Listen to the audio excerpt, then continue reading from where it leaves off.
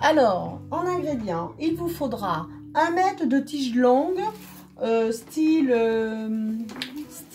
saule pleureur. Alors, pas plus d'un diamètre de 1 cm à la base, hein, sur 1 mètre de long.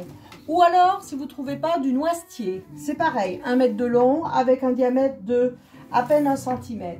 Ou alors, pour ceux qui habitent en ville et qui auront plus de mal à trouver, du prunus sauvage. Vous le trouvez un petit peu partout sur le bord des routes et dans les chemins et sur les longs des clôtures, qu'on élague un petit peu à tort.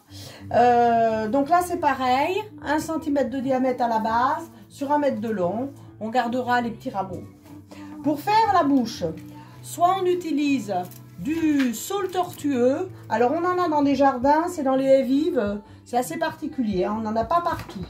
Mais faut prendre un autre bois que celui qu'on prend pour le cœur. Et moi, là, par exemple, j'ai fait au plus simple, tout simplement, du sapin.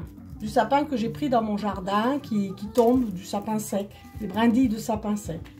On peut prendre aussi des fines tiges de bouleau ou de saule pleureur. Et il vous faudra de la peinture. Alors, de la peinture rouge ou alors du feutre, si vous n'avez pas, avec un pinceau. En outillage, et alors du fil, soit vous prenez du fil de cuisine, soit du coton, ou tout simplement de la laine. Il vous faudra une dizaine de tiges de fil, hein, de 40 cm. Si c'est de la laine ou du fil très fin, mettez-le en double.